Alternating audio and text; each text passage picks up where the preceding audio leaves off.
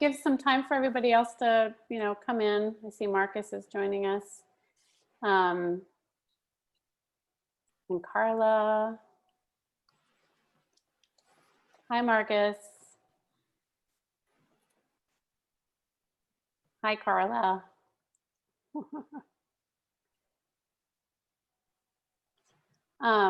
One of the things that I've been talking to some writing program administrator. Hi, Sam. Hi, Chris. Friends at different small liberal arts colleges. And one of them was talking about the importance of sort of remembering that we're all human behind these screens that are, and I was like, I asked my artist husband to like remind me what one-dimensional, two-dimensional, and three-dimensional mean. Like one-dimensional is a line, two-dimensional is height and width, and three-dimensional is, more than that. You can see all sides. And we have this illusion of being in a three-dimensional space with Zoom, but it's really just two-dimensional, and that gets confusing. And I feel like that contributes to our fatigue a bit. And one of my colleagues said that she had a theater department faculty come speak to all of her faculty, writing FYS faculty who are all teaching first-year seminars about the embodied experience and remembering that we're all human and there's people behind the screens, and particularly thinking about our students. And to have something nearby that's three-dimensional and to actually like look at it and touch it like sometimes, and encourage your students to do the same, something that's beautiful or just that you like. So on my way over today to the office, which I haven't been in since March, so half a year, I picked some flowers, some echinacea and other things that my husband could identify because he knows flowers and I don't, and I can't remember now, but it's pretty. And so I encourage you all right now, if you have something nearby that's three-dimensional, to grab it and put it next to you. Books are great. You can hold it up in the screen if you want to show us. Oh, see, you're a good academic. So many books. Melinda has some flowers too. Marcus has water. More books. I can't see what you have, Margaret. Oh, coffee. Chris, coffee. Sam, you got, what is that, an apple? Oh yeah, coffee. Oh, nice. Mostly coffee, books, a peach. Oh, Lori, a puppy. That's great. Courtney, what do you have? Oh, nice. You've got boys and Legos. I love it. That's great. So just something to think about. Oh, Christina, your cat. That's great. So I don't know, that was just helpful for me. Tom, what is that? Oh, a microphone. Is that like a podcast thing? Nice, cool. So I don't know, that's something that I'm gonna be thinking a lot because my FYS is gonna be fully online, fully remote. So I'm trying to think of ways to get my students to move their bodies. Like I'll probably have them go outside if they can and pick a flower or even just a leaf or something. I mean, I guess if they're in the city, they can't. Well, there are leaves and flowers in the city, but, and to maybe come back to the screen and share things like that. So I don't know, just thinking about three-dimensionalizing our experiences online. Okay, so welcome today. Thanks for sharing all of your three-dimensional items. I see we've got two screens, so I have to kind of toggle back and forth to see you all. I see Laura joined us, Karen, Kati, Amy, I'm sorry if I don't pronounce that right. Can you pronounce it for me? M.A. M.A., okay, M.A. And I think that's everybody that I've said hello to. So again, acknowledging that you're all human, you're all here. I'm gonna do that with my students often in ways that I have never done before. I know that online instruction, there's so much, students rely so much on our enthusiasm. And we have to be ourselves. I'm not always enthusiastic. And we are who we are. And I think it's important to be ourselves. But thinking about the importance of just how we connect with our students every time we get on a screen, or we know that they're behind a screen in our classroom, or they're somewhere off in another place while we're in a classroom with students. But I think even just saying names and saying hello helps. Okay, I'm going to share my screen and start my PowerPoint.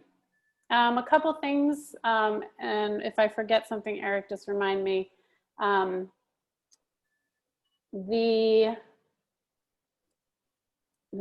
Sorry.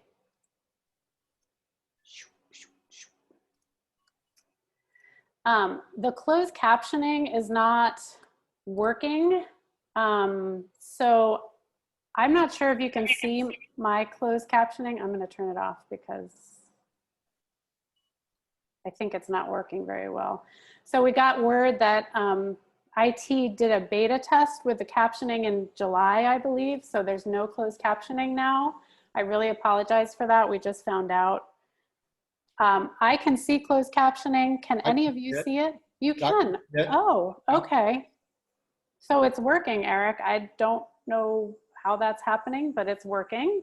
So I'm just going to leave it on my screen. I don't know. It may be that you don't have the option to turn it on or off. That may be the glitch. So anyway, sorry if it's annoying, but I feel like just for accessibility, I want to make sure it's on for those who need it. If you can't turn it off, I don't know, maybe you can put something up there to block it. And I'll try to speak as clearly as I can. When this presentation will also be recorded, if anyone would not like to have their face in the video, please feel free to turn off your video. Or if you're opposed in some way to me recording it and posting it for other FYS instructors who could not make it today, please let us know that either in the chat or just email me. I'm hoping that we can offer this to others. Okay, but please know that you will be recorded. I think that's everything. Today's presentation is about writing in the FYS and taking a rhetorical approach to teaching writing in the FYS. I know Margaret recommended that some of you watch Dan's wonderful video on teaching in compressed semesters or intensive curriculums. And if you haven't watched that video, that's fine. Just maybe take a look at some point. It has some good pointers about just generally how to do that, and then also how to teach writing in that environment. But one of the things, a couple of things he talks about, basically I'm just gonna try to model today. I am learning with you, and so some of this may not go great, but that's okay. We have to be flexible in these environments. But he recommends lots of activity and interaction. So we started with an interactive activity just real quick, and me saying hello. Some active learning. So I'm going to try and engage you all, get you all working together in small groups, either by typing or engaging in a poll or doing a breakout room, which this will be my first breakout room. So apologies if that's a little wonky. We're going to give it a shot. I'm going to try to manage my time and guide you, make sure that you know what I'm doing, and give you my map of what this presentation is going to look like, and as well as sort of what our guiding inquiry is. And I think that's a good practice for online remote instruction. Dan, I talked about enthusiasm already, and starting with your learning outcomes. So one of the things I really tried to do was to think about, with Stephanie and Dan and Eric, who I peer reviewed before I'm presenting this. I walked through the presentation and they helped me greatly whittle it down and think about just like the 3 things that I want to get across today. And I think that's really important to do for your curriculum. And if we can offer spaces for you to share your syllabi for your FYS, assignments, your whole curriculum map, I would love to do that. And we'll talk about that at the end of today, how we might foster some interactions moving forward. Another thing that Dan recommends is only less writing, that we assign less writing, but more of it, less large writing, high stakes writing, and more sort of like writing that allows students to engage in what we're talking about, engage in the content. So low stakes, writing to learn activities, active learning activities, and there are tons of them. I will share a couple resources with you about that offer some active learning writing activities that you can do, and we'll do a few today. And always those writing activities tie to the objectives. So I'm going to try and make sure that what I'm asking you to write about or think about really ties to the goals for today.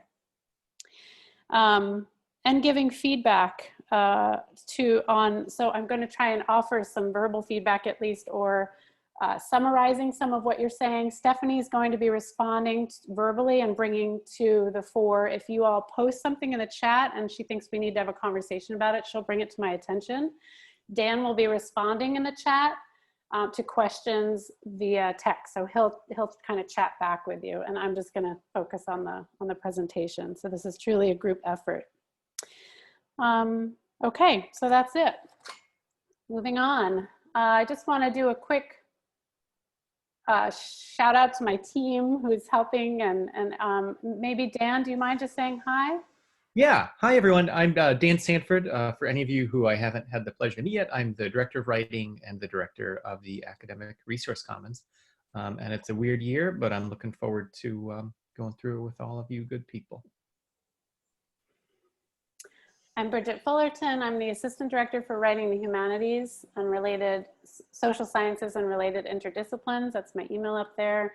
I have a faculty-facing job, where I think about the first year experience. I think about our first year writers supporting faculty in the teaching of writing, as well as planning and support for your thesis capstone courses. I also, so that's kind of where I can meet with and talk to and help with faculty or departments. Student facing, I work with the FYS PWSAs, who are the course embedded tutors for each FYS. Writing Center tutors, I work with them. We teach, Stephanie and I and Dan all teach a Writing Fellows course. It's typically in the short term. It got canceled this past short term. We're hoping to run it in the winter, maybe as a half credit course, and then hopefully in this short term again. But we get a lot of wonderful writing tutors through that course, and we co-teach that. And then Thesis Cafe is my student-facing support. Steph? There, I am Stephanie Wade, and I have a role similar to Bridget's, but I focus on the natural sciences, psychology, and environmental studies, and I focus more on the W2 part of our curriculum. Thanks. And Steph also does with student facing. She helps with the upper level PWSAs and TWAs and PAL leaders. So, and Eric, do you want to say hi?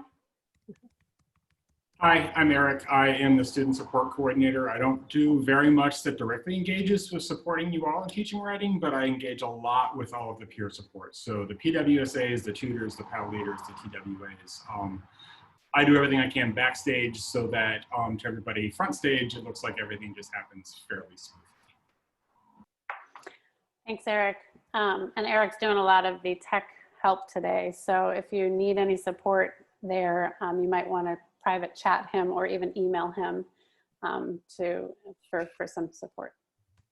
Would you please take a second in the chat just to say your name again, the department or program that you're in. And we already kind of showed our 3D items, so maybe just one word to describe how you're feeling today. I'll give you 2 minutes for that.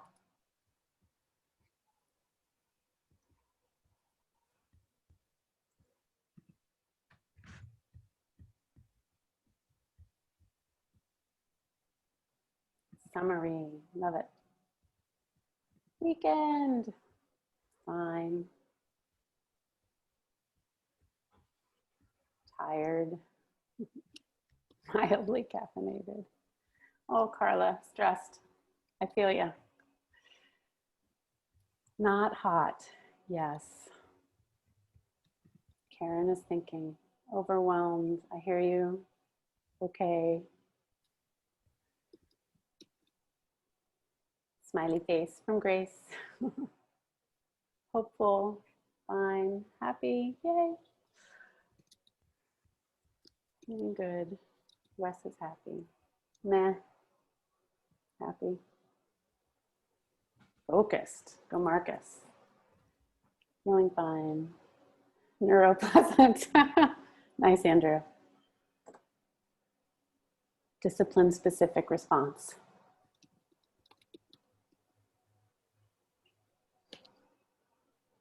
Glad you remember the participate. Yes. Great. Thank you for that, Erica. You don't have to, right. Nobody has to participate if you don't want to. It's, you can choose not to.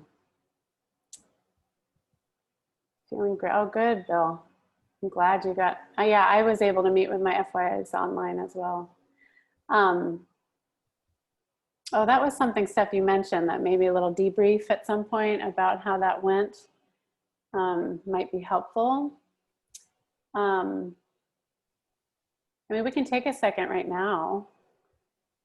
Does anyone want to unmute and just, does anyone have any questions or concerns right now about advising your first years, or anything you'd like to report out to the group about your first year advising experience? Was that last week already? Yeah. That was last week. This is Lori, and I think it went quite well. My one question is, I would very much like a copy of the Norton Field Guide so that I can actually start writing particular pages into my syllabus. Last time I used the 4th edition. So I'm wondering, do I just need to get that myself, or is that something that I can somehow elicit from the bookstore? Hi, Lori, this is Dan Sanford. The weirdness of the year has meant that I don't have the stack of books I usually have to distribute to people on campus. So I dropped into the chat the link to order one directly from Norton.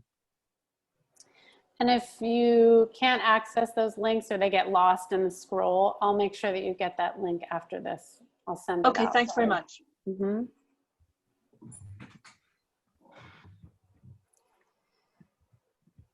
Anything else just on your minds about advising?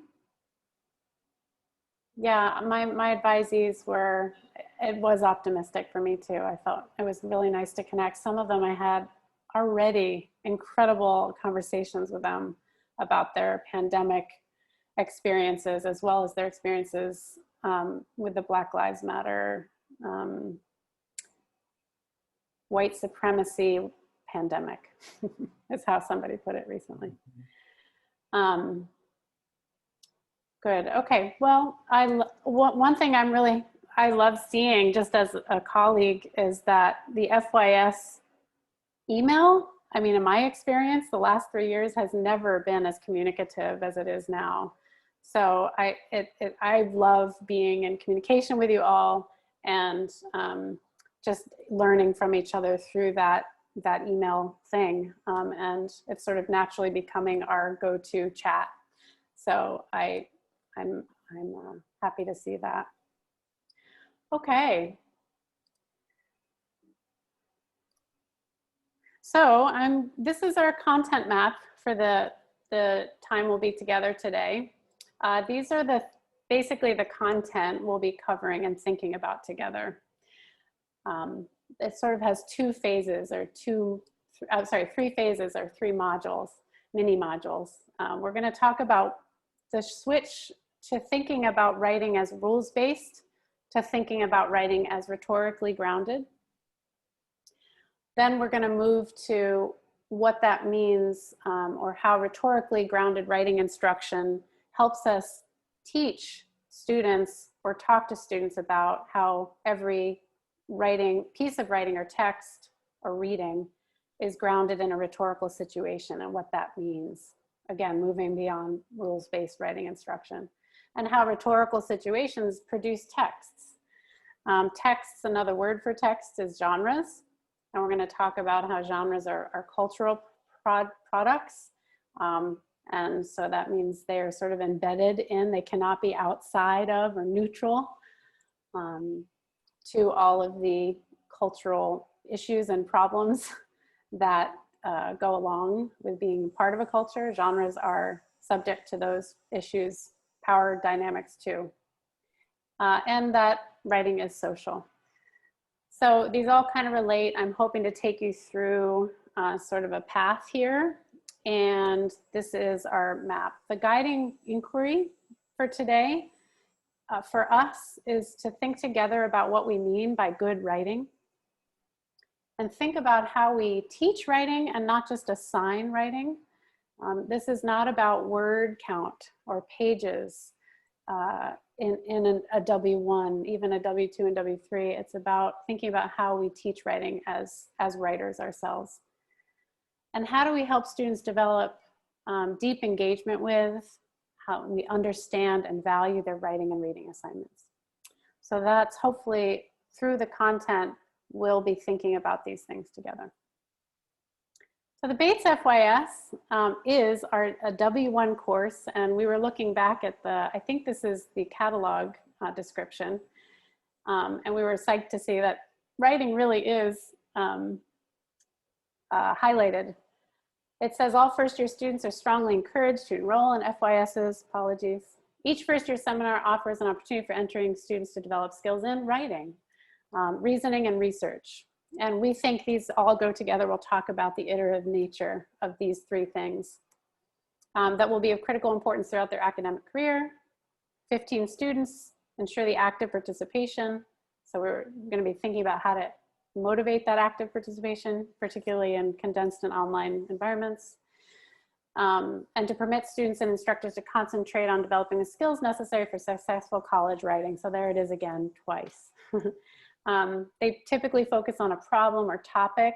For me, that's going to be a question that, like I did today for our workshop together.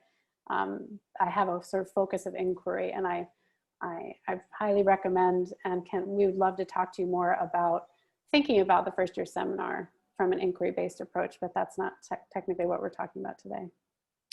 Okay, and they carry full course credits, so we value them highly when it comes to assessment.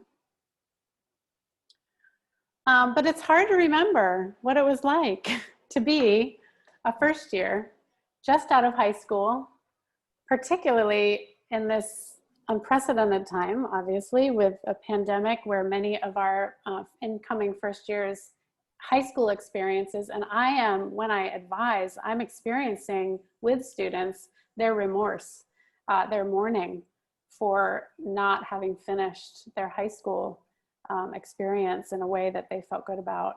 So there's that as well, which can have an impact on their ability to, tap into their writing assets.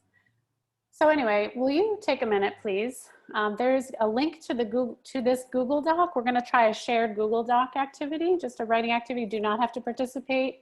You don't even have to put your name, although I'm not sure if we can see your names. It might be anonymous as you're typing. We'll check that out.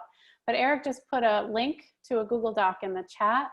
If you'll click on that and just think about, what kind of writer were you at 18?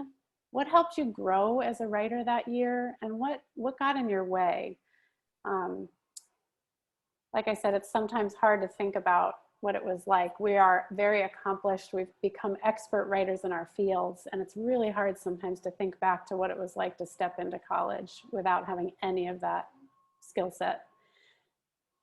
So if you'd like to write on a piece of paper first and then transfer it, just a couple phrases, a couple words, that'd be great. If you want to type right into the document, that's great.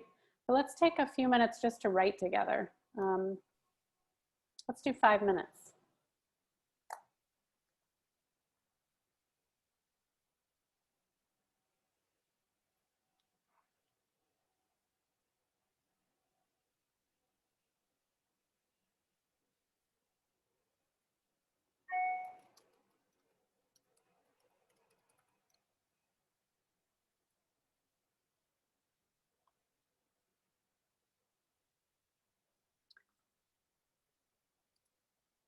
I'm going to stop my video.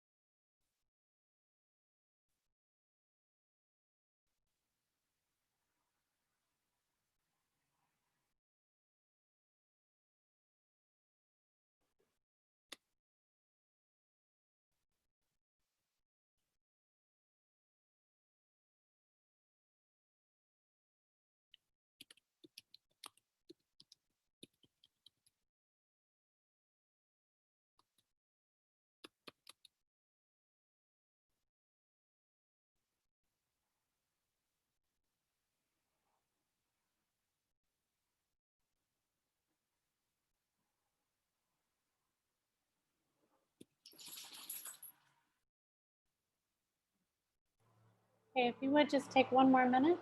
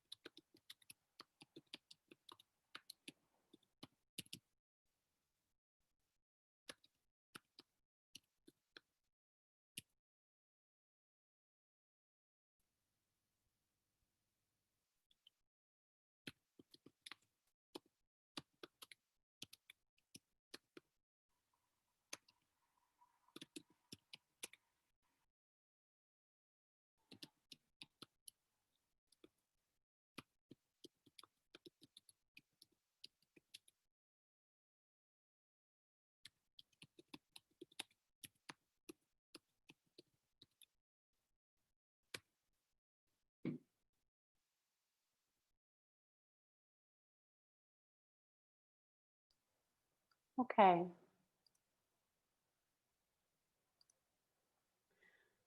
Great, thank you so much for engaging in that for those of you who wanted to. There were a lot of recurring themes, some of which were for sort of what helped, what hindered you, what got in your way, and it's good to remember this when we think about our students coming into our FYSs. Overwhelming sense of lack of confidence or imposter syndrome. So I can certainly empathize with that. I continue to have that in my work even today. Negative reviews, harsh reviews, really traumatizing feedback, particularly from people we respect, even peers and professors. Procrastination, taking too much time or getting started too late on assignments. Somebody said arrogance, just thinking I was better than I was. Models helped for some, particularly in the sciences. I noticed that. Seeing examples of good writing, sometimes that can be intimidating, but I think at the right time, absolutely models are great. And just thinking that writing was something I had to do by myself. So those are the things that got in the way. And what helped for a lot of you was just a general curiosity about a subject and an interest in it. Lots of responses about journaling and reflection, which is, research proves that's a really easy way to get students to engage more deeply. And there are varying types of reflection, and you can sort of scaffold reflective activities so that students go deeper and deeper with their reflection. Steph and I are happy to talk to you more about that. Low stakes writing. I think it was Laura Sewell who mentioned Zinser's Writing to Learn book. So if anyone wants to put a link to that in the chat, that would be great. That's a wonderful book about the writing to learn activities, the sort of small low stakes activities that you can engage in your classrooms. That helped. Portfolios help some people. So that engages, that definitely is about sort of writing over time, reflecting, and seeing your growth and reflecting on your growth and archiving and putting together some of your best writing at the end of a course and throughout. A supportive professor, so positive feedback, or at least like challenging feedback. One of the things I love, somebody said recently about the kind of feedback that they give on writing assignments, any assignment, whether it be low stakes or high stakes, is here's what's good and here's what's next. And I love that. So starting with what's good and offering something to think about next. It stops and recognizes the assets of the writing, and then says, if you're going to revise this, it moves students to think about what's next. And that doesn't have to take a lot of time. And getting a doctorate. A lot of you said, I didn't learn to write like this until graduate school. So think about that. You know, that's your 4, 5, 6, 7, 8 years in before you actually learn to write like whatever it is you are in your discipline. And so they are very much at the beginning. So let's meet them where they're at. Thank you so much for sharing all that. I think those are thinking about our students and taking time to empathize with them can really help center us a bit and think about what is good writing and what should we expect from our students when they walk into our classrooms, and how can they, or into our screens, and how can we support them. Somebody's dog is barking. Yeah, that's Kibo. Oh, hi, Bill. Yeah, I didn't bring my dog. I was afraid of that. So cool. All right. So, sorry.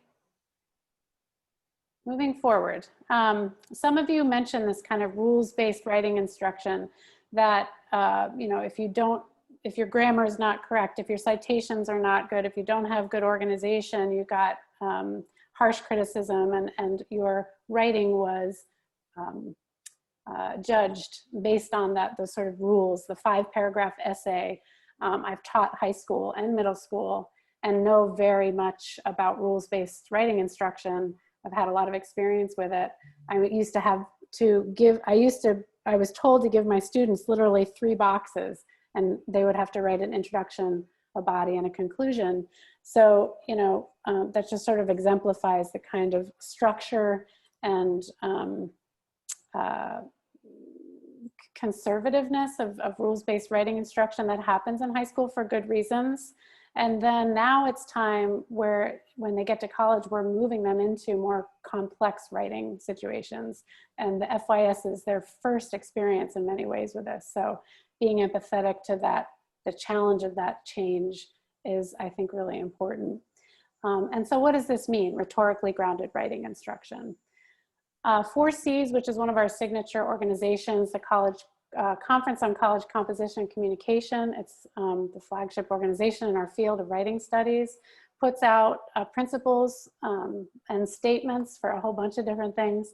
One in particular is helpful for us in thinking about the post-secondary teaching of writing. There's another statement from the WPA, which is particularly focused on first-year seminars or first-year composition, and they have it's similar to this. It takes a rhetorical approach, moves away from a rules-based approach. And I think I shared that document in our template on Lyceum, so you can take a look at that too.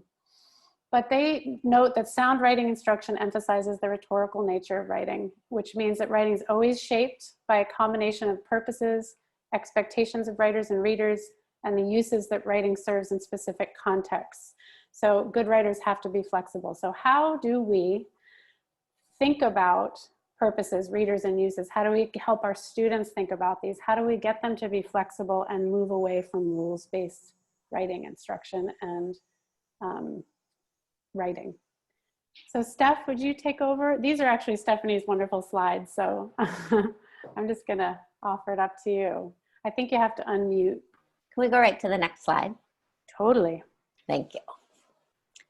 So one of the dominant definitions of rhetoric comes from the ancient Greek tradition and breaks up rhetoric into these 3 overlapping categories of persuasion based on logic, persuasion based on emotions, and persuasion based on character. And what's helpful about this is that many students have an introduction to it in high school, so we can meet them where they are. But then we want to complicate it and extend it and build on it so that they have a more sophisticated, nuanced understanding. And so this rhetorical approach meets them in the rules-based approach that they might have had in high school. And then we can start troubling that in a way by having them ask some good questions about what makes logic, what makes emotions, and what makes character. Because our students come from many different places, we're going to want to review what these different categories mean, and what we offer here are some pretty simple ways of defining character in writing. That's how writers gain the reader's trust. The emotional appeals are how writers gain the reader's interest, and logic, very simply, is how writers establish clear claims with good reasons and sound evidence.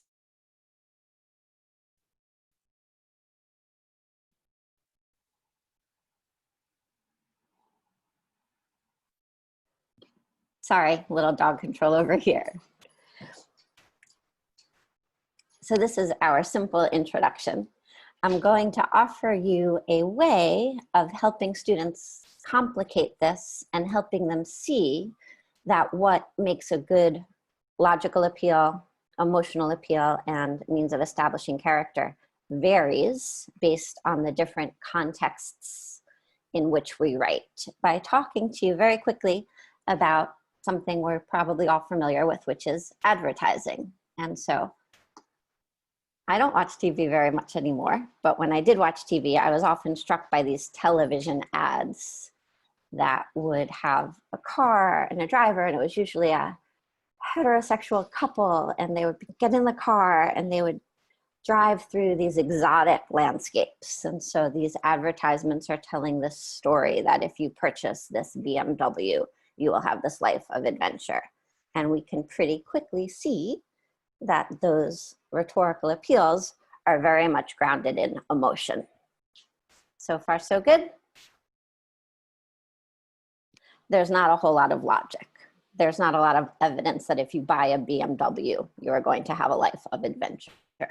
And so the rhetorical appeals here in this picture show that the car ad, lots of emotion, maybe a little bit of character, because if you've had good experiences with BMW, they're relying on their relationship.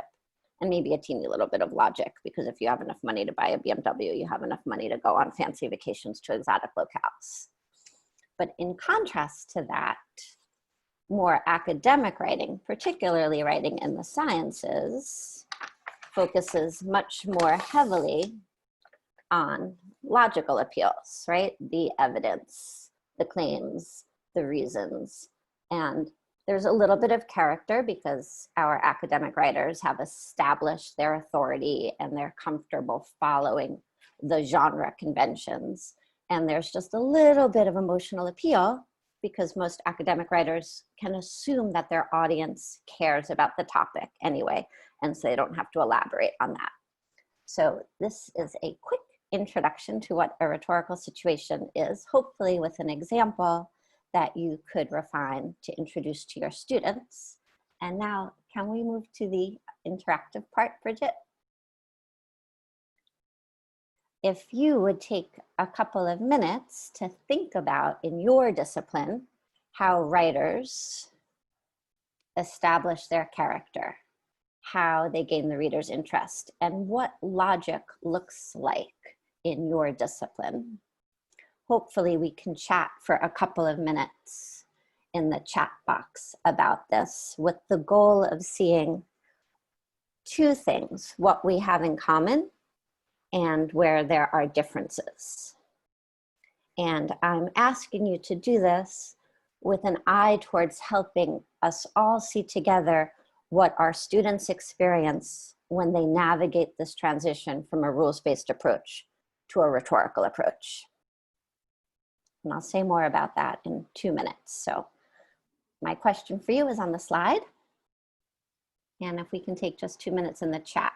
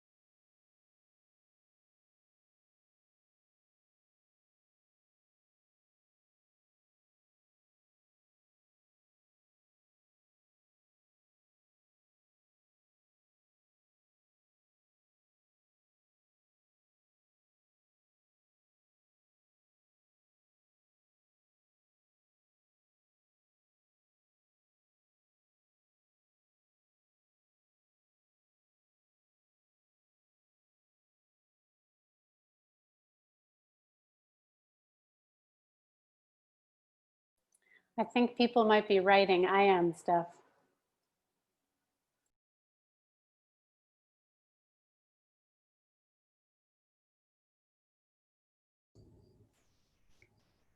Stephanie or somebody? Can you hear me?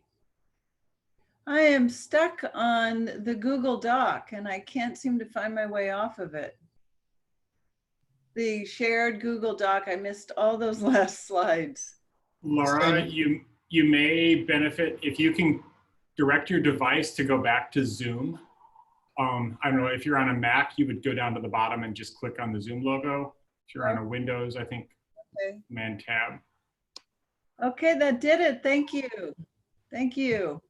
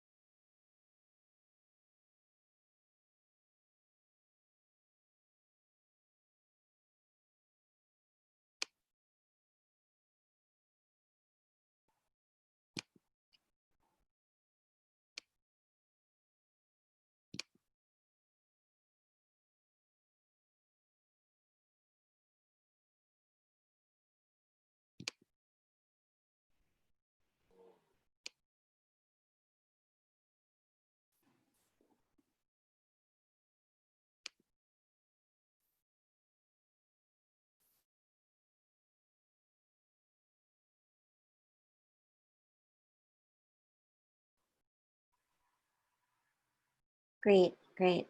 Please keep contributing. And after you've contributed, I urge you to scroll through the chat to see what our colleagues have said about how their different disciplines use these categories. I'll just give us another minute for this part, and then I'd like to make a couple of concluding points and we'll move on.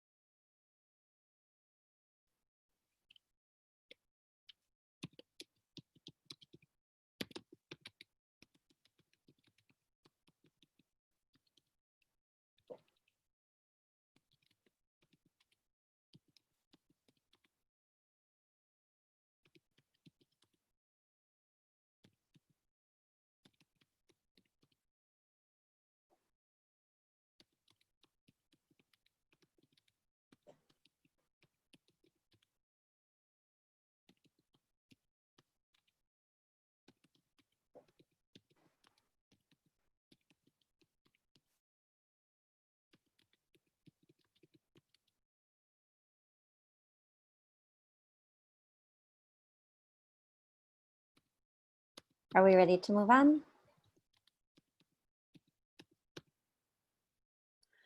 Sure, it's really neat to read through and see the differences, but also the similarities.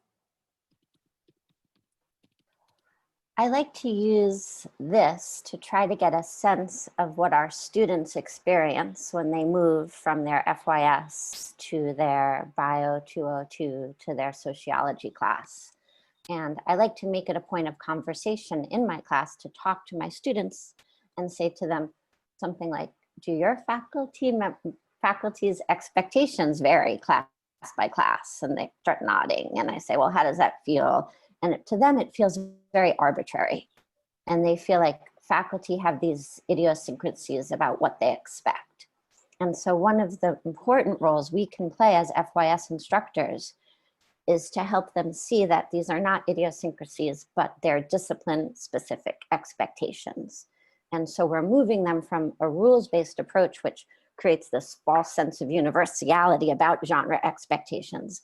And we're teaching them to ask good questions about how writers establish their character, how they show what's important, and how they use logic in these different disciplines.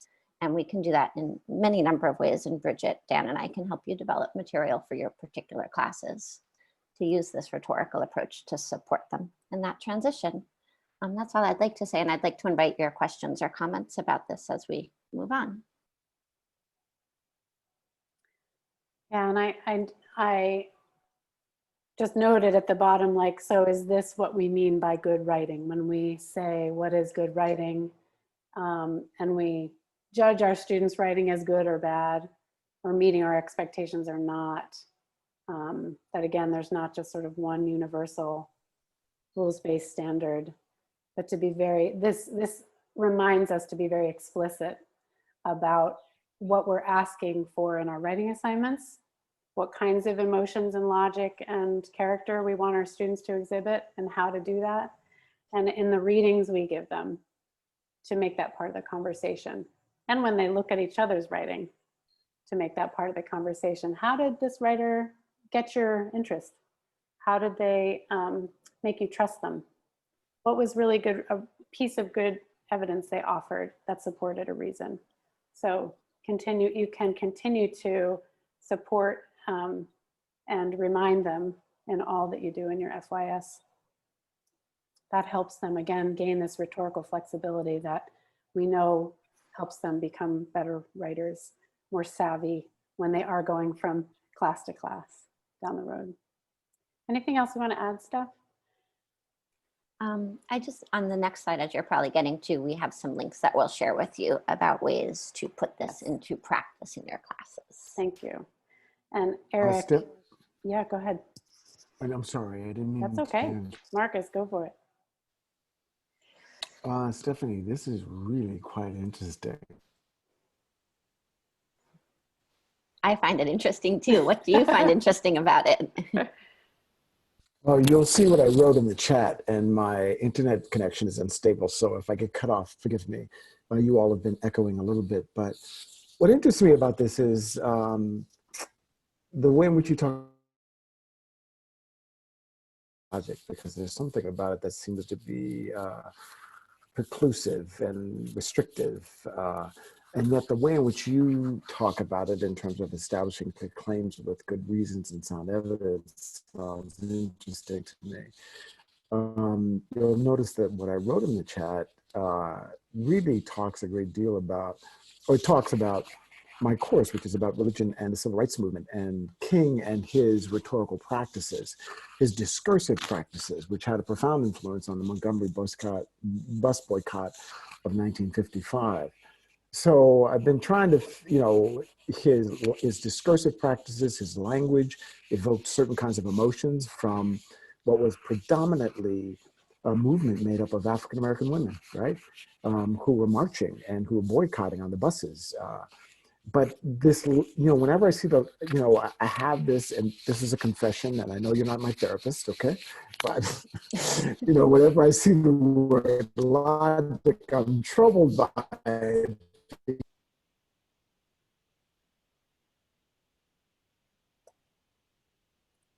A kind of rule, when you say establish clear claims with good evidence, with good reasons and sound evidence, I like that definition. And I guess I just want to know if you could say more about that. Sure. So I've built this out of some more complicated definitions that I found obscured things rather than clarified things. And I will model for students how to use this to read text so that they're not confused. And I ask them usually to start with the emotional reaction, and I'll honor that. Our emotional reactions are part of our experience as readers, and we don't want to discount it. And there are writers out there that try to manipulate us based on our emotions. And so if we don't acknowledge it, it will interfere in subconscious or unconscious ways. Yeah. And so going back to that car advertisement example, yeah, I want to buy that car when I see that ad, even though I know it's silly. And so I try to teach the students to recognize the emotional response and then put it to the side and then say, well, can I trust this text? Can I trust this writer? What other features of this text gain my trust or are worthy of my trust? And is that part of what you call the logic? Yes. And so I'll say, what is this text arguing? So then you're then, I'm sorry, I hope I'm not interrupting you, but so then you are working out for yourself your own criteria for a trustable text, as it were. Yes, and I have them work that out together too, because this is very alive and dynamic. And I call it ecological. It's not just one reading of a text. And so they'll talk together and they'll say, well, here is a claim that I identified, and here is a reason I identified, and it worked for me. And then another student might say, well, no, it didn't work for me. And they work that out. So they're learning that different audiences read texts in different ways. And then I'll have them report out, and then I'll highlight some of the different features, and we'll talk about the difference between a strong evidence-based reading of a text versus a weaker interpretation of a text and how that might work. So then something that becomes important for you, and this is a movement away from the kind of universality that you spoke about earlier. I mean, it's affirming, but at the same time, you're looking for something that has, because this is great. I mean, you know, in other words, this is a collective group that's making this decision after having individually weighed in on it, right? Mm-hmm. And students are definitely troubled by the move from the rules-based to the rhetorical because it's more complicated. This is great. Thanks. I'm not there yet, but I like what you're doing. We can talk more. Eric has shared in the chat some reading rhetorically and writing rhetorically handouts that offer some prompts that I use to help students think about texts from this rhetorical perspective. That then can lead to some really wonderful conversations about their different responses to texts, how they felt when they read them, what kinds of character they felt was strong, what they didn't feel, the kinds of logic that were used in the texts, or the reasons and evidence. And then also Stephanie's offered a rhetorical rubric. So how might you judge a piece of writing or assess a piece of writing based on these three characteristics? They'll also be on the FYS template page. Anything else, Steph? Okay, thank you. And again, we can talk more with you one-on-one about these things. All right, so now we've kind of thought through rhetorical situations together and thinking about how audience, purpose, context produces some kind of text that has a certain appeals to logic, certain appeals to character, certain appeals to emotion, depending on the context, depending on the audience, and depending on the writer. And they create these texts. And so another piece that might be helpful in thinking about what do we define as good writing, what do we privilege in our classrooms and hold up as good writing, has to do with the texts that we integrate and that we ask students to read and the texts we ask students to write. And it helps to think about texts as genres. There's some helpful definitions that I've found, helpful when it comes to talking about texts as socially constructed, contextual, varied, depending on, and the rules differ depending on the context, the audience, and the purpose.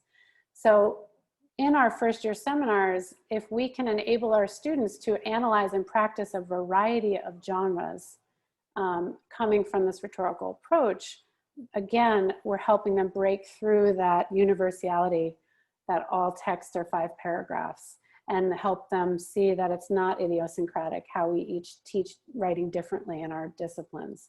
But we help them become aware that there are all of these different genres, particularly in academia. So genres, this again is from 4C's Principles for the Post-Secondary Teaching of Writing. They emerge from particular social, disciplinary, and cultural contexts. They're distinguished by writing, design conventions, and function within specific contexts. So writers learn to analyze these formal and informal rules, the conventions associated with the genres, in order to create them and read them. but they also need to realize that genres are appropriate for different purposes and that they change over time. So several theorists have, there's a whole world of genre studies that I was introduced to in grad school that I found helpful in helping me to think more broadly and more three-dimensionally about genre and text. They identify genres through certain characteristics, saying that they're identifiable by distinctive feature, structure, style, document design, approach to subject matter, that they are not neutral. They are actual types of social action. All writing makes things happen, or it can make things happen. They enact recurrent patterns of language use. They respond to a social need, so genres are pragmatic and useful. They help constitute the substance of our cultural life. They're open and evolving. They're not neat taxonomies and hierarchies that we can put into a box, but they consistently change as language does. And they take time, sometimes years to master. As many of you said, you know, you learned how to write in your discipline. It took you 8 years to be able to write in your discipline. So it's good to honor the fact that these genres take a long time to become expert in. So yeah, this comes into play when we think about the argumentative text that many of us ask our students to write in an FYS. It has distinctive features, but sometimes when you say argument, you mean something different than another FYS instructor versus a sociology professor versus a philosophy professor. So I think it's important to help students understand about these distinctive features and to actually tend to them when we look at the text. How is it structured? Where are the headings? You know, what kinds of organization style is used? How is the document designed? And then getting into even more of the contextual rhetorical stuff. So this, it's form and design, but it's also content. And they typically, like one of the common examples of genre that I hear is like that in order to help students understand how, I mean, you can use something that's more relative to them, but like a Twitter feed or a Facebook post or an Instagram, that there are certain features and it might help to let them look at those features and debate those features and the types of social action that those genres lead to, what kinds of patterns recur in a Facebook feed or an Instagram posts, what social need they're responding to, and how they actually make up a huge part of our cultural life, particularly the students, and how they change over time. And perhaps they don't take a long time to master. If you're me, I don't even know how to use Instagram, so I have not mastered that genre at all. But it helps to start with something that students are familiar with before perhaps you move to something that's more disciplinary. Yeah, Steph. I'd like to pause for a question that came up in the chat feed. Awesome. And the question is, what if we still don't feel like experts? How do we get over that in teaching our students how to write? And I would just like to pause and ask us all to reflect on that. Are there others in this Zoom room who are feeling like non-experts? And or are there folks in this Zoom room who have had this feeling and navigated it over the years and might like to chime in about how they've navigated it?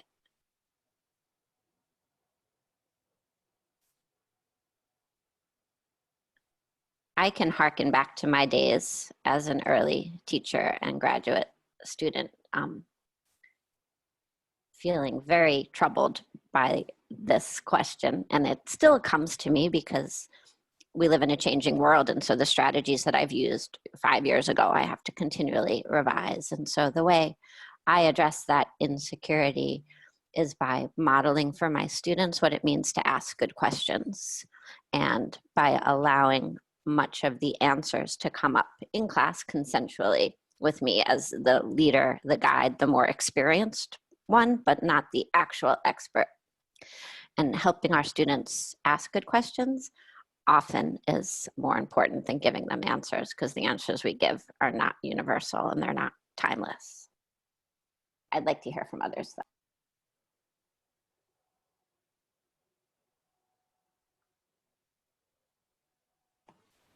I was just going to say our responses to students aren't universal and timeless. That was a jest. No, I think you're right. I think sometimes to kind of own our own anxieties or insecurity about these things is difficult, and I guess that's one of the things I use the word focus to describe myself. Is that one of the things that I'm thinking about as I enter into this first year seminar, which is unlike anything I've ever done before, right? Which is to engage students around issues of civil rights in the midst of a pandemic, right? And to not have all the answers, right?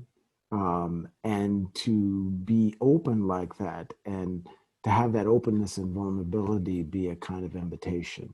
That's an uncomfortable place to be in, but it might be a source, a place where they can begin to write about themselves. And so I hope that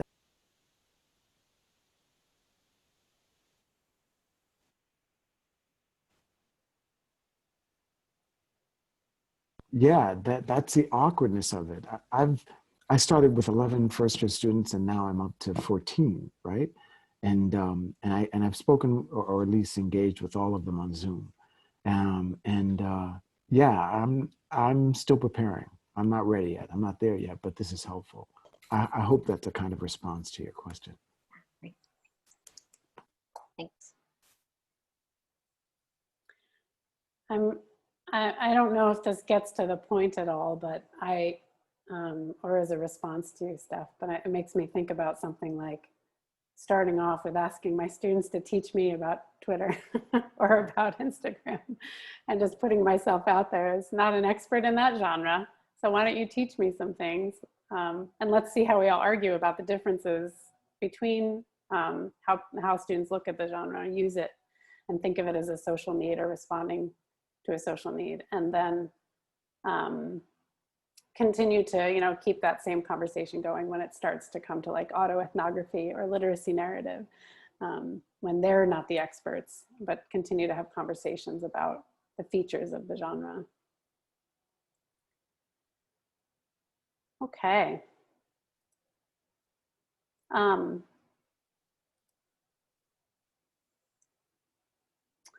So there are a lot of benefits to the genre awareness and encouraging it, particularly in the first year seminar.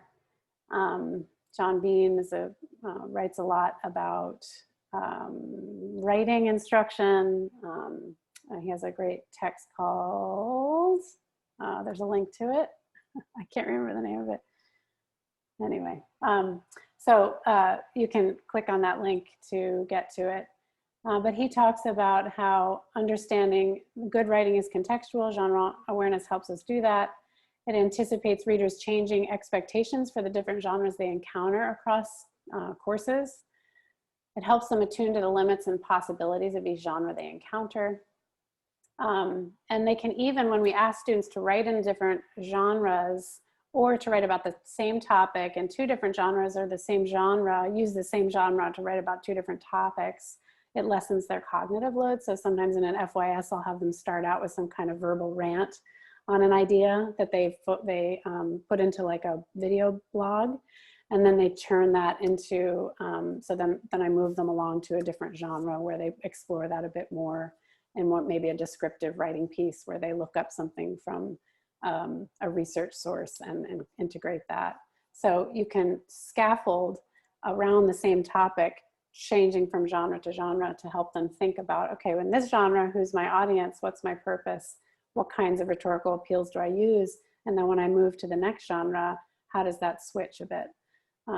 What is my new audience? It's the same topic, so there's less cognitive load there.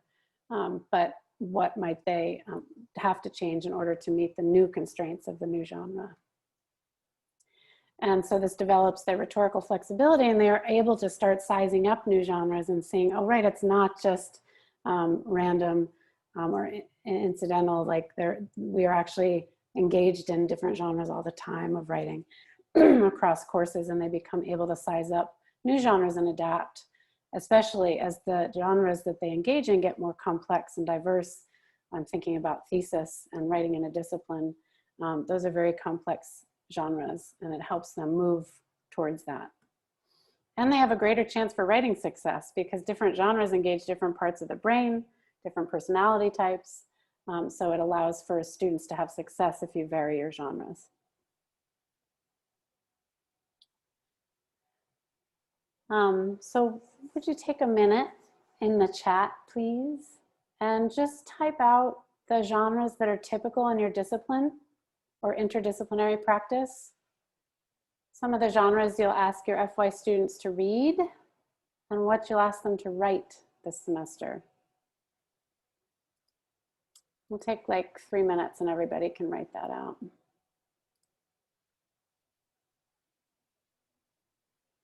Thanks, Dan. Engaging Ideas, the Professor's Guide to Integrating Writing, Critical Thinking, and Active Learning in the Classroom. That was the Bean book. I've not gotten much sleep.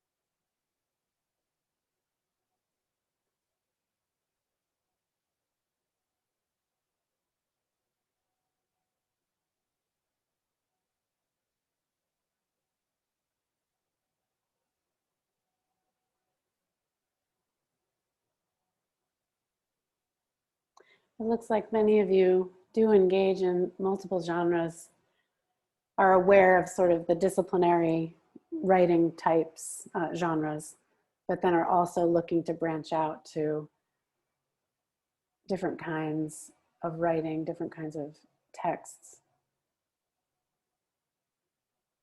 that offer information around the topic you're teaching to students. And that's awesome.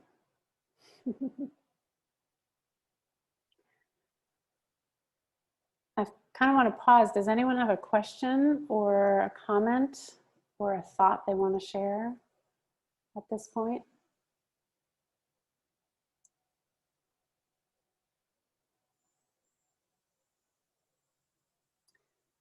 I think in thinking, for me, thinking about the upcoming semester, the condensed curriculum, how I think it's important to be really conscientious about the varying genres we're asking our students to engage in that 7.5 weeks. So basically so we don't overwhelm them. And also, so they have a chance to practice with a few different genres and get that sort of genre flexibility. And also just, and to really think about how the genre we're teaching them helps them move towards our learning goals or our learning outcomes. And not doing too many, but certainly doing a few different ones. And to be thoughtful about which we choose and why. And everyone is, it seems to be integrating academic with public and creative discourse, and that's wonderful. I think you're setting students up really well. Any other thoughts?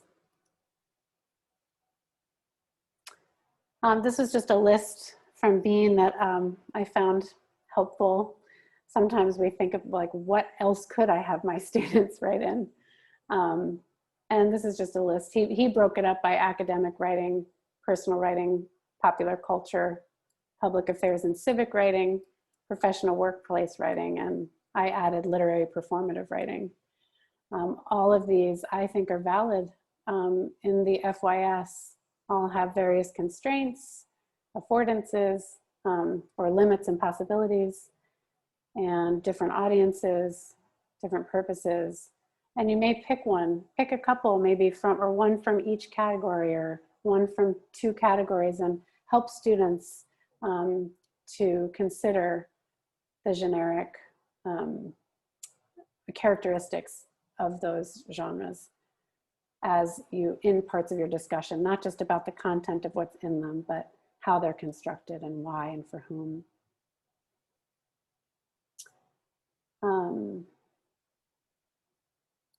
And also it's good practice in first year seminars, right, to have students do some kind of public, it's a high impact practice in an FYS, to have students do some kind of public facing text that they create at some point. So thinking about, and meaningful writing matters. So if you're community engaged FYS, what might they contribute to their community partner? Their public could be simply their students, their fellow students, their peers, but perhaps beyond you, who are some other audiences that you might consider asking them to write for, and what is an appropriate genre? Some composition instructors offer students choice. So once they start to see that they have flexibility or that there are these different genres, you may give them a choice of 3 and let them choose what would be the best type of genre for that would respond to their rhetorical situation. So I think giving students a little bit of choice might be nice as well.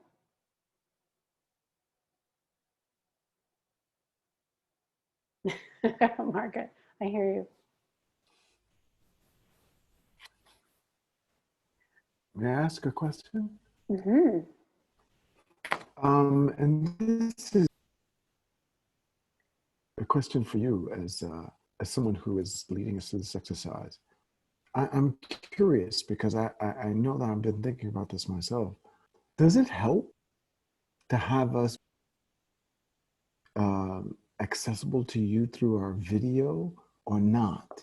I mean, because I've been worried about this, you know, that students who might not log on, you know, so that I can see their face or see their reactions. Does that become important for you, especially as we go through these writing exercises? I've been wondering about that. And I hope that's not an awkward question. No, not at all. It's something I've kind of let go of in the digital environment. It's right now for me, I'm not savvy enough to scroll through the faces of all of you however I can. And you just prompted me to do that. So if I'm prompting myself and reminding myself that that's an important part of my lesson, I can actually see all of you. So I think it's a loss. Like for me, it's a loss that I can't actually see all your faces all the time. I can't tend to them very easily as I am presenting. However, The chat is a place that I do read when I can. It helps to have colleagues or even another student to monitor that so that they can bring, like Stephanie brought up a question. I love gauging the tenor of a room, like stopping in the middle of a presentation and asking everyone to say, I mean, you could do a little writing to learn activity, like what's the muddiest point right now, and have everybody post it, or how is everybody feeling right now, and have everybody post it.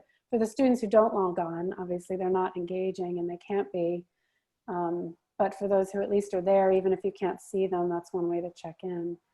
I mean, so is that it? I'm sorry. Yeah. Go ahead. No, go ahead. Well, no, I wanted to not just put you on the spot. I hope I didn't put you on the spot, but that's been one of my anxieties, is that the students who check out,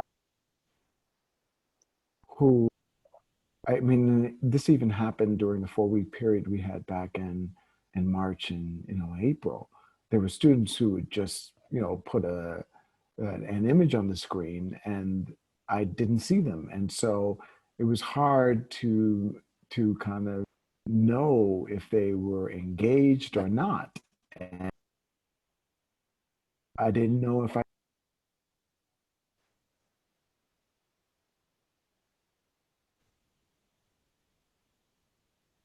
Sorry, Marcus, you came out. pictorial appearance a part of the evaluation of their performance in my course.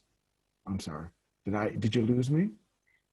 A little bit, yeah. Was it something about how do I gauge their participation and Exactly, and that's the gist of it. Yeah. Yeah, I mean, for me, I'm going to be. Does anyone have a response to that they want to share?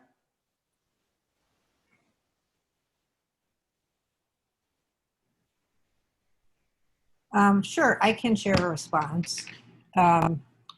First of all, I'm coming back to being visible, so that's probably a good example of something. One, I think it's great to see you, Erica. It's great to see you. But I also think, one, it's super important for students not to have to show their space or show their face or other kinds of things. Two, I'll tell you some things I'm doing when I'm not visible, just so you know. Sometimes I'm eating. Also, I just did a bunch of squat to arabesque exercises and also hamstring stretches, which I felt like did not really distract from my ability to listen and participate. And I would stop, read things and listen. There are various ways in which, like, constantly showing my face or looking at my face is not of interest to me. And I also don't want to, necessarily look disrespectful when I want to do things like check my messages or something. So, but partly I feel like, how do we address students' different relationships to visibility, and what happens when in like a bunch of these meetings, just to be totally honest, like I start sobbing or something, there just are a bunch of things that might be going on that are hard to guess. Thank you. Other responses? Yeah, I don't know, I'm tending to it too. And yeah, that was just a general question, and it comes out of my own anxiety, Bridget. I mean, the sense that if I don't see them visibly engaged, that something is lost. And Erica, you and Erica have addressed it, very well for me. But that's the thing; they may be doing other things. I know that back when we did the 4 or 5 weeks, March and April. I would see students doing other things, and that was okay. I mean, and every once in a while they would respond or react in some visible way, and that gave me confidence to go on. And so now I'm concerned about that because I'm going to be evaluating them. You see, that's the other aspect. That's the other aspect of this, and I want to be fair. I want to be just. I want to meet them where they're at. No, Erica's explanation is great, you know, because it means that people can be doing 101 things and still be listening to you, right? And you have to respect them in their space where they're at, right? So yeah, that's something I guess I'll have to work through before, you know, the class actually starts. So I didn't mean to divert you off track, but that's been one of my ongoing anxieties. And yeah, and also I wanted, yeah, to see what other people thought about that. Right. I mean, I think it could be good to just share that with them, that this is, you know, the kind of framework that you're coming from, and it will be personally difficult for you to gauge their participation, especially without these tools. And you do respect that they're coming from a very different place this semester, but one of the kind of responsibilities they'll have is to just show that they're engaged in whatever ways they can demonstrate. And I think that's something we always ask students to do. And I mean, you know, I think we've all stood in front of a class and watched people very clearly not engage with us. So, you know, that's going to be a persistent problem, whatever the medium, is how I've tried to reconcile it with myself. That's a great point, and it also gets me out of the space I'm in, because I come out of the, you know, it's like the amen corner. You want to hear an echo of what you think. Grace, that's great. Yeah.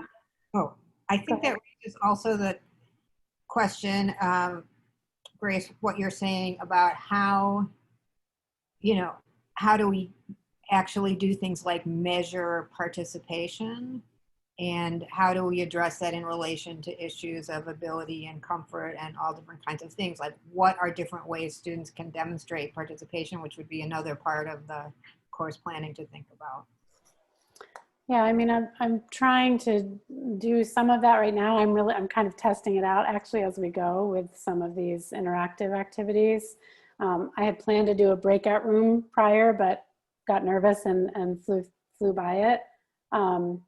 So I want to practice that with my colleagues prior to, but that's more visual in the moment, synchronous. And I will be using, like Stephanie said, Google Docs and forum posts quite a bit, and be checking those often to assess how engaged students are in the content with, you know, leading questions that would have them engage with the content. So they'll be, instead of physical and verbal, there's going to be a lot of textual participation that I will be assessing. But maybe that's something we can talk about next time. Thanks for the question, Marcus, and sharing your anxiety, which we're all feeling. I want to be conscious of time, so I'm going to kind of fly through a couple of these. Right, okay, so one of the things that we are offering some resources on are assignments that take a look very clearly at the generic genre, oh my goodness, sorry.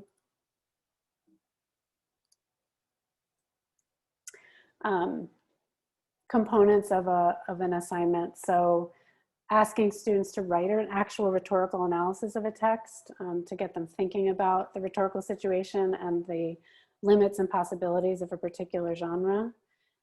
There's a link to Stephanie's literacy narrative assignment, and there's a link to my literacy narrative assignment and my autoethnography that points out things like, who is the audience that I want, you know, we want you to write for?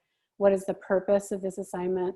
What is the context in which you're going to write it? And what am I looking for in your appeals to character, in your logic, and in your appeals to the emotions of the audience? So just really being explicit. You can adapt it to use your own terminology, whatever feels comfortable. But typically being explicit in your assignments for students is going to help them understand your expectations and what you mean by good writing, what the expectations are for the genres you're asking them to write in. We also, genres are complex, they're problematic. Amy DeWitt talks about critical genre awareness. That's something that she's added to the field of genre studies, saying that when writers take up a genre, they take up the genre's ideology. And if they do it unaware, then the genre reinforces the ideology. When teachers select genres to use, they're selecting ideologies that those genres instill in students for good and bad. Every genre carries such exchange of beliefs and values that we might wish to promote, and ones we do not wish to promote or we think are unfortunate. And we recommend having critical conversations if you've when you've established some trust with students around the limitations of a genre, the kinds of language that's used, the kinds of epistemologies that are used. Stephanie does a lot of work on language justice. This summer, Writing at Bates we co-created a commitment to anti-racist and inclusive writing instruction. This is sort of comes out of our thinking around critical genre awareness, or it relates to that.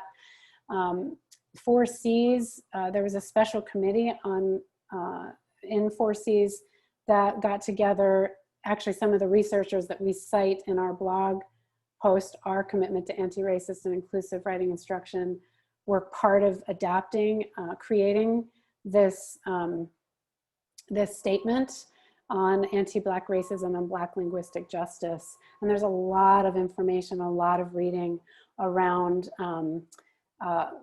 Englishes other than academic standard written English, and what it is we value in the academy when it comes to genres that privilege standard written English, also read as standard white English.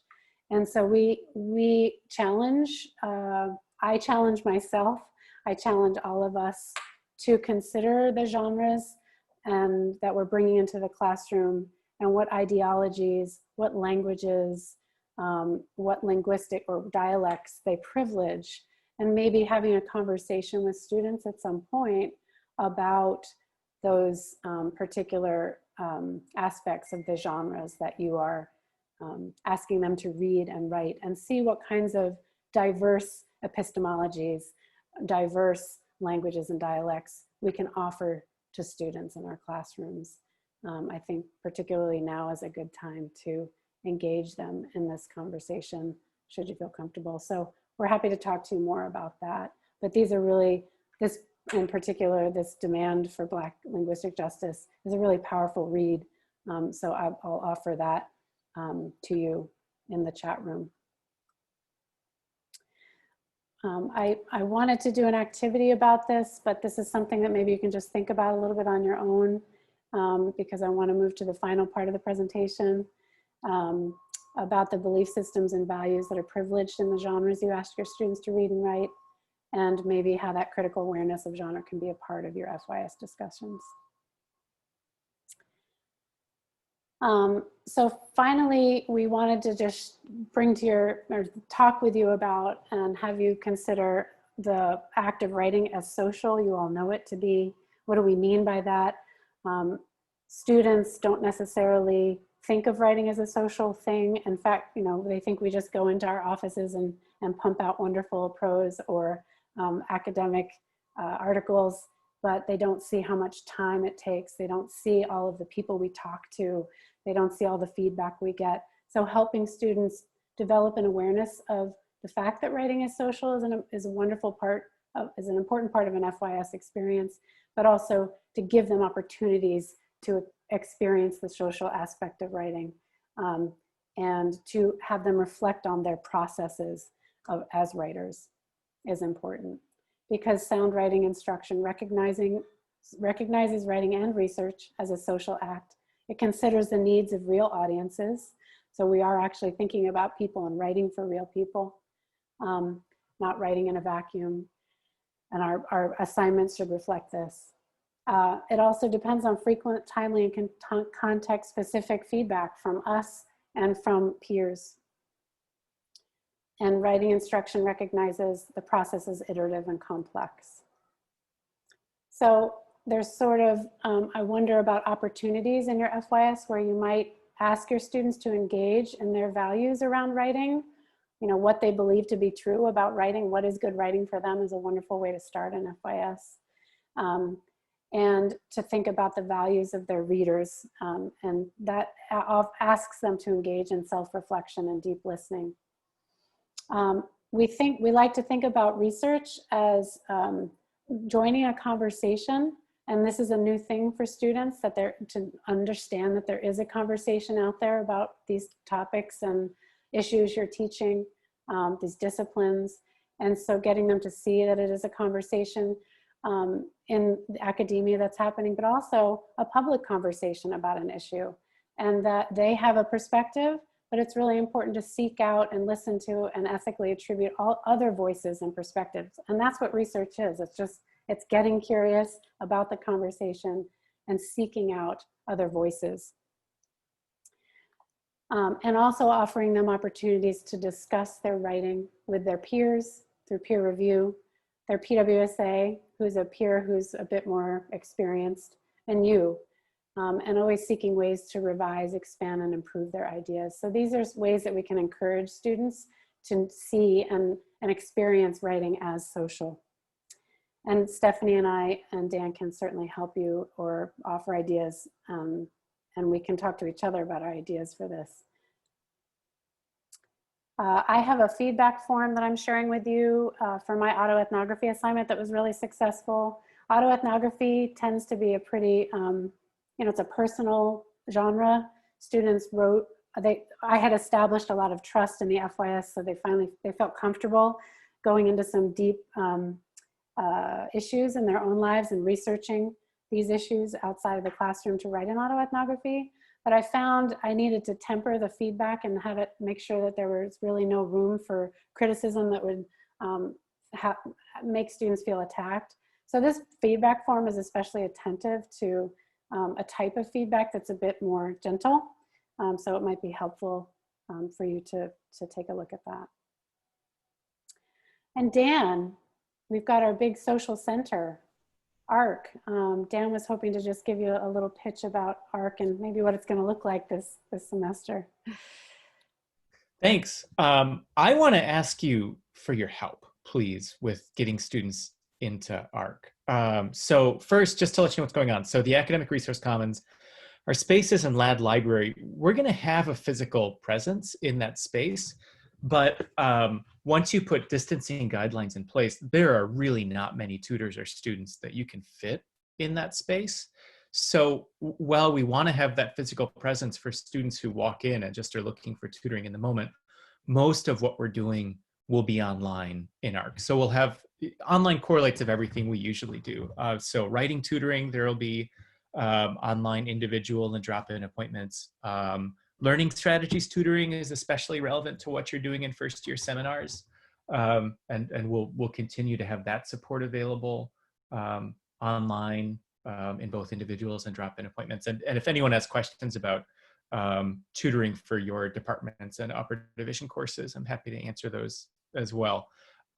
What we noticed in the spring, and this is pretty normal. I mean, it was the middle of a semester and we moved online in a hurry, right? And we really lost students, which was really unfortunate because the opportunity to connect with other students through the Academic Resource Commons, that's really the heart of what ARC is students talking to other students about the work of being a student. And it was sad for students to lose that in the moment that everyone's life was becoming so incredibly isolated and separate. And this is where I'd really like to ask for your help, because what we noticed is that the students who we were seeing at ARC are the students whose professors were really encouraging them to use ARC. And that's really all it took. You know, the students who are hearing from their instructors, hey, ARC is still there. I encourage you to reach out to them for support. Those are the ones who we were seeing. So I'm hoping, because we're starting online, you know, from the outset of the semester, for a better response, but I really want to make a personal plea. This is support that students need. The connection to their peers especially is just so incredibly important for writing and also for the transition from high school to college. Just, it's such an important venue for students socializing in a way that's really going to help them during their time at college, and forming mentoring relationships with more experienced students who they can look to say, this is the kind of student who I'm aspiring to be in a year or two. So you all have PWSAs in your courses, and that's one important place that that'll happen. I want to make the note that we do not have the go-ahead to actually physically send PWSAs to your courses because of distancing guidelines in classrooms. So at this time, I'm anticipating that all the PWSA engagement with your courses, even for those of you who are teaching in physical classrooms, is going to have to be online engagement. I'm working pretty frantically this month. I'm finishing up the videos I'm contributing to the kind of parallel curriculum on learning strategies and other academic skills that'll sit in the Lyceum pages that your students can access as they're going through your first year seminar. I also want to really ask and encourage you to view those and engage with them in your courses, even if just at the level of, hey, what did you think of that video on note-taking? And then just remind them that there are tutors who can support them, on those skills as they're going through your courses. Just any support you can offer in just making sure students know that the PWSA is there, know that the writing tutors are available, know that all the tutoring there that would usually be available is still available, and they just have to head to the ARC website to access that. And thank you very much. I really appreciate your support with this. It's important support for students. I have the fear that they're not going to access it in as large of numbers this year. And I think if all of us can work together on this, then we can make sure that this incoming class is still participating in the robust structure of academic support that we've built up. Thank you all. Thanks, Dan. All right. In the spirit of the iterative process of research and writing, we have Courtney Seymour here to talk a little bit about research as a social process as well, activity, and scholarship as conversation. So Courtney, do you want to say hi and talk a little bit? Great. Thank you, Bridget. I appreciate that my writing colleagues have given me a few minutes today just to kind of share what we've been talking about a little bit. I think I mentioned when I last met you that so I head up the research liaison team at LAD, and I'm fairly new to Bates. It's been almost a full year now as of next week. So I'm still learning how the research support kind of fits in at Bates and how the writing curriculum is situated and how my support partners on campus do their work. So especially writing, been chatting with them a lot. And to me, in my experience, this all kind of falls under the umbrella of information literacy. And there are a lot of ways you can slice what we've been discussing today. I think the way I think about it is complementary to what we've been discussing today, and hopefully will be of additional assistance as you think about the way you develop your courses this crazy semester. So I'm borrowing heavily from a colleague at my previous institution. Her name's Lindsay Bush. She's the instructional services librarian, and we were working together on a full information literacy plan for Union, which I think is probably still in progress there. And the thing about these plans is they must be specific to an institution, but Union is a small liberal arts environment as well. So I think that this will be pretty familiar and hopefully resonate with some of you. So it's just another way of thinking about the first year experience and how it's preparing students for everything else that comes at Bates.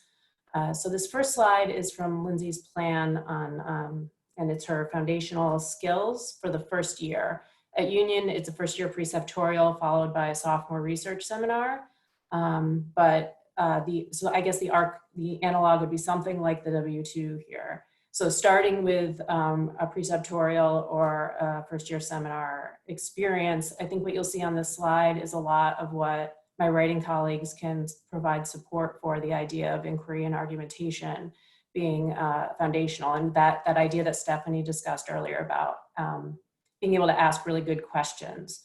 But number 5 is probably the thing that you're most familiar with working with the librarians, if you have. That's kind of our bread and butter, and what we hope to achieve by and large by working with your students in the FYS and perhaps even more importantly, to show them, you know, to introduce ourselves to them so that they know they're a resource for them, because this is the one place where we're assigned to every student at Bates. So they see our faces, they know we're a resource, not just for the first year, but ongoing. But we're here to introduce them to the library, to ourselves, to the spaces, and kind of to the fundamentals of finding resources. But even more so, we do involve ourselves in the same work that writing does, as described here in number 4 about the scholarly conversation. And if I could ask Bridget to advance the slide, I can present a little bit more about what our thinking is. So I'll drop in the chat. This terminology, scholarship as conversation, is something that comes from our framework for information literacy. So it's a very flexible framework that allows for, it lists out knowledge practices and dispositions that we hope for students, and we can borrow from it as is appropriate to each institution. So we can continue to explore how this might apply at Bates. I know my colleagues have worked quite extensively in building the program that already exists. But if you read the standard for scholarship as conversation, it has a lot of richness and nuance, and a couple of the ways of thinking about it are listed on this slide, and you can read those. Those come from Lindsay. But just as some additional inspiration, one thing that actually Dan's counterpart at Union did when he taught a first-year preceptorial was to have his students write to an audience of high school seniors. So kind of the intimidation factor came down. It was kind of that genre approach of this final assignment is you becoming the subject expert to the extent that you can for an audience that's a little less skilled than you are. And that kind of takes that intimidation factor back a few steps. So maybe that's inspiration for your own, you know, reservations about being subject experts or genre experts. In the library, we might be more practical about this as we discuss it with students, and that we'll be talking about attribution, and we might demonstrate how the conversation takes place through the bibliography of a resource we help them find, or through the citation tracker tools within our databases. So you might have the assignment in the classroom. We will demonstrate how the resources can be found and talk to one another in the library. But any of us can be in conversation in the writing center as well about this subject expertise, and encouraging students that they don't have to have all the answers, but that they are contributing to this conversation themselves. And I often find that that's really quite powerful, and again, makes them feel more invested in the process and less intimidated. So Bridget, again, if you wouldn't mind, to the next slide. I won't spend a lot of time on this, but I shared this slide. So this is Union's second year foundational skills. And you'll see that it gets very deeply into the idea of topic development, developing that argumentation more strongly, finding your resources and being able to evaluate them, and then being more precise in your attribution by learning how to cite sources. This may get beyond what you're doing in the first year, but I'm hoping that you'll anticipate that this is what would come in the second year as we grow a program. And I bring it forward because the way that things are structured at Bates, we don't have, as research librarians, a formal invite to courses that might be operating at this level. So we would love one from any of you who are teaching at this level beyond your FYS. But even if you're not, it's just to emphasize the fact that we're seeing your students now can help us be there for them and be reminded that we're there when they do reach this level of information literacy. So that's kind of the push for that. And then the one last slide, just so that you can have names in front of you. At least 2 of my colleagues, I believe, are sitting in this room with us now, Christina and Chris. But these are your research librarians. If you have not heard from them yet about the FYS, you will soon. And we're going to be available in whatever mode of assistance we can be, whether you're teaching all remotely or in person. We'll find a way to partner and provide resources for your students. So please reach out or expect to reach out from us. If you have any questions and haven't heard from someone, please contact me. But that link that you see there should take you to a page with all our shining faces and more information about how you can contact us, or even how your students can get in touch. Thanks, Courtney. I just want to, give a shout out to Courtney, because last year I integrated her into my FYS. She introduced me to Padlet, which is a really cool collaborative online, it's kind of like a whiteboard. You can put sticky notes up on it, all kinds of stuff. I even have an activity, a finishing activity that we might use it for if we get to it. But the students loved it, and she had them like collaboratively dig deep into a topic to come up with all kinds of synonyms and antonyms, and as a way to collaboratively and socially engage around a particular topic and come up with some good search terms based on a particular question they were asking and curious about, that then allowed them to find some excellent, really on-target resources. And she used Play-Doh. We used Play-Doh, and they designed these cool little activities. Talk about the importance of the three-dimensional. So that may not be in some of your all's wheelhouse, but the Play-Doh was a big hit with my students. So anyway, they're really creative, and I highly recommend, yeah, I mean, working with y'all on thinking about research and writing and how we can model that social process with students by working together. Okay, I think we're coming to the end here. I'm going to skip this slide, but this inquiry-based approach to research and writing, we have some readings on it that hopefully Eric can put in the chat, and thinking about your courses, engaging students in inquiry, and how to think about argumentist conversation, and how to introduce students to primary research, which I find is in many ways much more accessible and a really interesting way to engage students in research in the FYS. So I do have my students do interviews, observations, and surveys. So depending on what I have time for. So that's a wonderful way to introduce them to research as well. So I was going to ask you to sketch out your writing process. This is a really fun activity to do with students, is to have them on a piece of paper, even with all of this technology, you know, coming down upon us. We don't want to forget the importance and beauty of pen to paper. And this activity I was going to engage you in, but I don't think we'll have time, is to sketch your research process and your writing process and kind of your stuck points. You could do, I would have students do that as a flow chart, as a comic strip, whatever they feel drawn to do. And then I would have them go to this Padlet and actually it allows you to take a picture. And if any of you want to, Eric can still put it in there, but it allows you to post a picture, and it allows every single person in the class to do that. And it starts the camera. I don't know that mine will work because my camera is working overtime on this Zoom right now, but it would allow me to take a picture of my writing process and then post it. And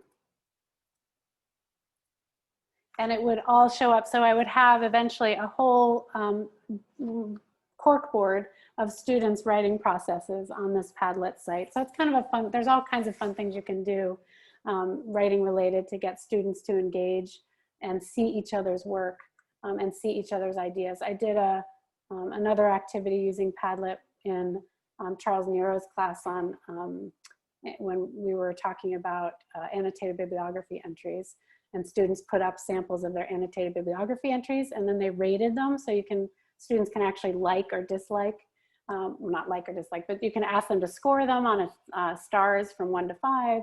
They can heart them, they can add comments. So it's a really fun way to engage kind of a social media, Instagram-y kind of thing in a classroom.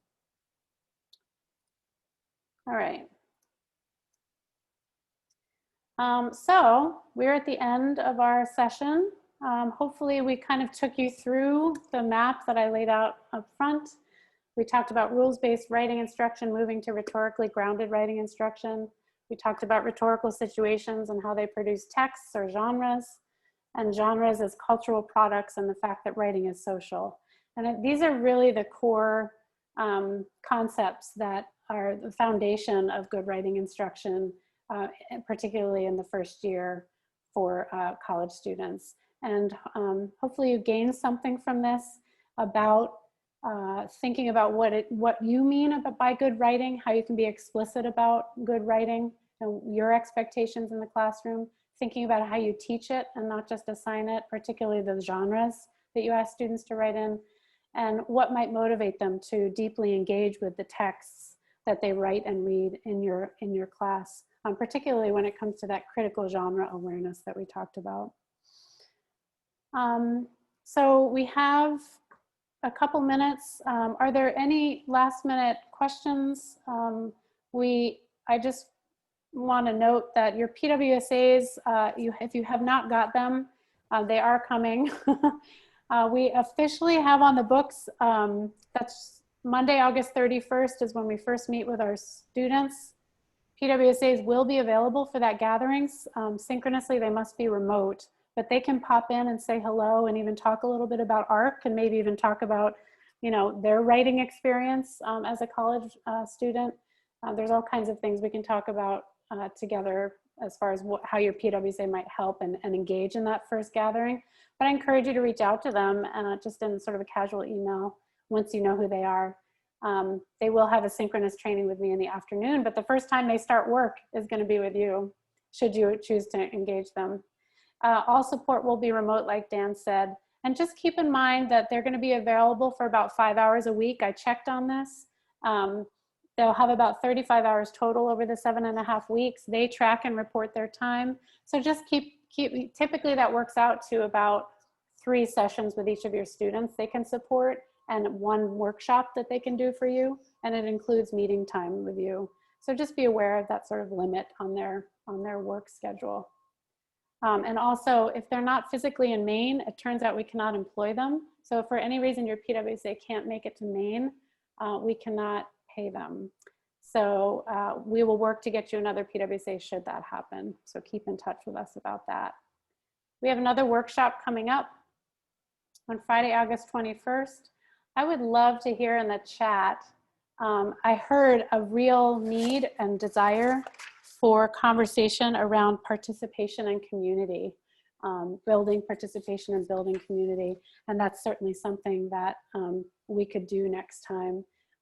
If there's anything else that you'd like to do, would you please post that in the chat right now, and or ask a question at this time, share a thought, anything else that anyone wants to contribute.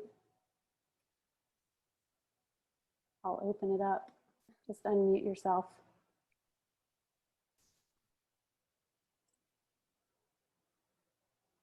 Can I say something, but yeah, not type it? I figured it would take too long. I was also thinking about the questions that came up of expertise and engagement with the students, and thinking about my own kind of personal experience with this, in that I think it's easy to, well, it's not easy, but it's kind of disorientingly easy to lose sight of the enormity of what's happening right now. My comparison for this is September 11th when I was in New York, and I, like these students, really relied on my teachers that day to kind of guide me on how to react to what was happening. And I can remember 3 of them had very different kind of perspectives. My math teacher told us the second tower had fallen and then went back to teaching trigonometry, which was really helpful for me. I took notes. And then my English teacher had a whole discussion about what was happening. And then I had another teacher who just said, you know what, we're just gonna sit here for the next 40 minutes and figure it out from there. So I think it is, on the one hand, it's very unrealistic of us, and kind of setting us all up for failure to expect that students will engage to the same extent, or in the same way if they do. But whatever we can do for them, we're not going to be experts about it, because it's impossible to be experts about this, but it's also going to be really meaningful. And I don't know, I feel it's today, every day is September 11th for all of us. And for the students especially, they're not going to understand that now, I don't think, in a way that they will understand it later, which can also be somewhat disorienting for us as teachers, because, they'll think of the semester more in terms of logistics than they will in terms of long-term trauma. But just to keep that in mind and kind of be kind to yourselves. And also, it kind of reminded me to thank Bridget and everybody else who's presented today for being the experts on how to handle this semester when we all know that that's impossible, and just kind of giving us that sense of normalcy. And that's really meaningful, but it's also it can lead you to feel like you should be more of an expert, or you should be able to kind of engage students in a greater way. But anyway, thank you.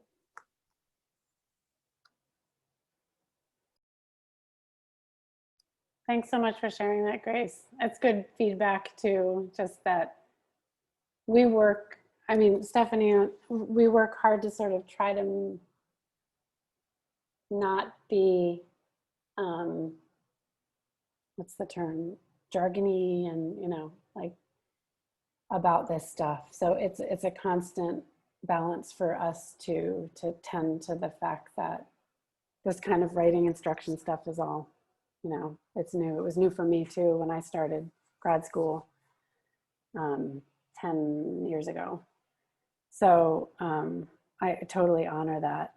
And if there are ways that we can break it down and talk to you one-on-one to think about one thing you might do, you know, in your class that relates to one thing, that's awesome.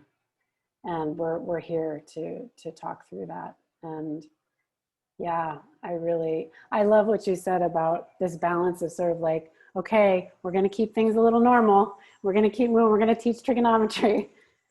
We're going to sit and be quiet and mourn together. And we'll do a little of both and talk, or just talk about it all. So I think we're going to be experiencing those three different ways of walking through this semester. So those are good to keep in mind, and that all of those are valid and all of those have a place. Okay, so the recording for today will go on the template that I'm still working on, the Google Slides with all the links. And I really appreciate you coming today. I'm touching my three-dimensional thing to remind me that you're all people and that I value you as people and humans who are standing on an actual ground and breathing actual air. So be well, take care, and I'll see you around, I think. Bye, everybody. Thank you, Bridget. Sure. Thanks so much, Bridget. You're welcome. Take care.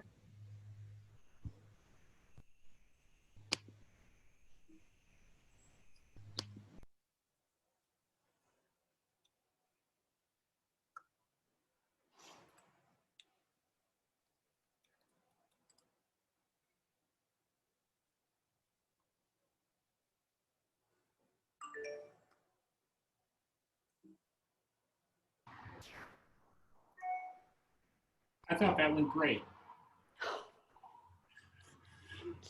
I hope. Oh my God. How exhausted are you? Are you recording anymore?